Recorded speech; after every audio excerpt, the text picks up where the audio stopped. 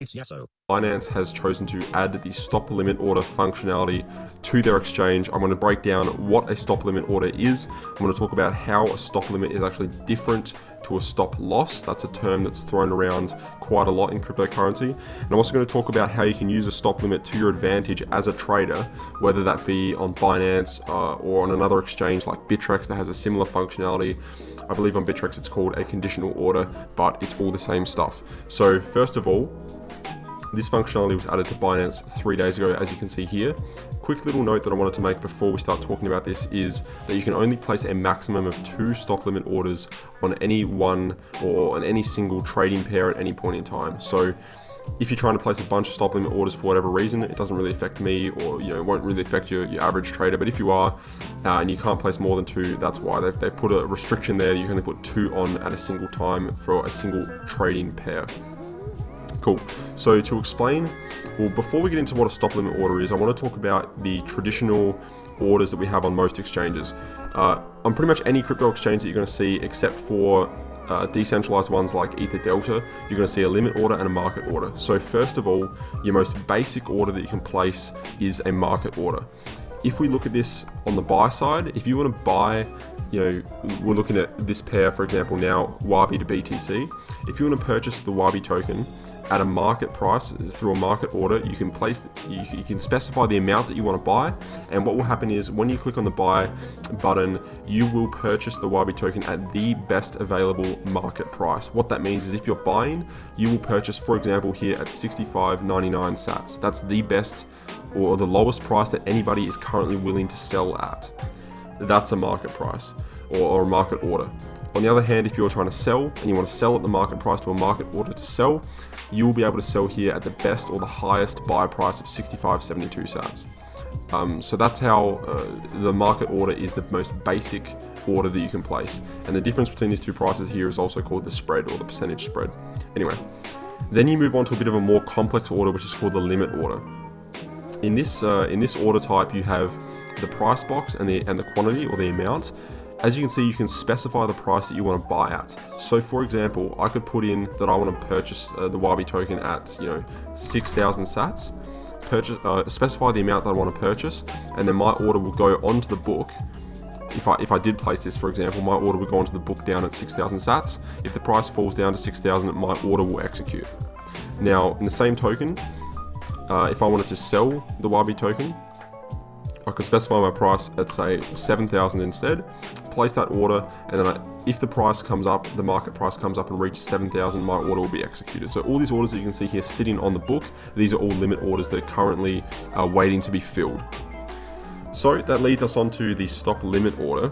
The best way, I think, to understand the stop limit order is to break it down into the 2 different aspects there, or the 2 different components, the stop and the limit. So the first part, the stop price, basically that is a price that you set. When the market price reaches your stop, your limit order will be placed. So it's basically a more complex limit order.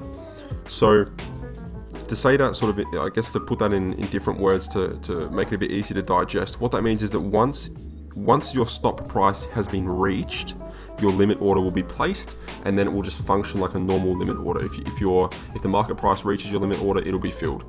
So it's quite similar, but it allows you to achieve some more complex orders on the book. So let's go through a bit of an example just to make it all make sense and reinforce it a little bit. If I wanted to sell YB through a stop limit order, I could set my stop price at, let's say, 7,000 sats. So I'll go 0.0007,000. I'll put in my limit at, say, 7,500. So what this means is that if the price comes up and reaches 7,000 sats, reaches my stop price, my limit order of 7,500, too many zeros there, my limit order of 70, oh no, it's not enough there. Anyway, my limit order of 7,500 sats will be placed, and then that will function as a normal limit order. On the other hand, if I wanted to do a buy, same thing, I could put in a stop at, say, let's go 6,000 instead. And I'll put my limit buy at, let's say, 5,900. Cool, so what that means is if the price comes down to 6,000, reaches the 6,000 mark, my limit order will be placed for a buy at 5,900, and then I can just specify the amount that I want to buy. So let's do a little test. I'll just put one YB in here, for example. Click on sell. if the last price rises to or above 7,000 sats, an order to sell one wabi at a price of 7,500 will be placed. So it's exactly what I've said. It's actually quite simple once you look at the different components and you understand the difference between a limit order and a stop limit. You understand what the stop price is. It's actually quite simple to understand. So that's how the stop limit order works. Now, there's not too much to explain now. I want to quickly glaze over the difference between a stop loss and a stop limit. Okay, stop loss is talked about a lot in cryptocurrency, like I said. A stop limit we've just gone over. A stop loss basically means that if your stop price is reached, let's say I'm putting a stop loss, so that would mean that I would say, let's put my stop at 6,000 sats, right? So that means if the price falls down to 6,000 and I've got a stop loss on, once the price reaches my stop, it's going to automatically sell at the market price, or at the best available market price on the market. So that's it's different because you don't have the limit. So once the stop is reached, in a stop loss, it automatically sells straight away, and in a stop limit, your limit order is placed on the book. So it's a little bit different, but the difference is important.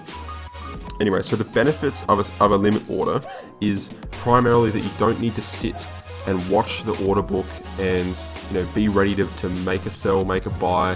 You can purchase, for example, let's say you bought Wabi token at 9,000 sats or somewhere around there at the high. It's a new ICO. It's just hit Binance exchange. It's volatile, or just any token, any volatile token. You can purchase it. You can put in a stop limit order. So if the price does start to fall, you can sell part or all of your position as the price falls. You can go to sleep if any negative news comes out or something. You don't have to go to bed stressing about the fact that you could wake up with 20% of your position or something like that, or even worse, if the price tanks. So that's the main benefit of it. You can buy something, set a stop limit, and then forget about it. You can mitigate your loss straight away. Say worst case scenario, if the price falls to this amount, I'm going to sell, and I'll walk away with only losing 5 or 10% rather than 80% or something. So that's the big benefit of stop limit order. It's very, very useful, and I recommend that you do use stop limit orders if you can when you're trading. That's it for the video. Nothing else to go over. Stop limit orders are fairly straightforward. If you have any questions, of course, let me know and I'll try and clarify in the comments section. But like I said, that's it for the video. So thank you guys very much for watching, and I'll see you in the next one. Cheers.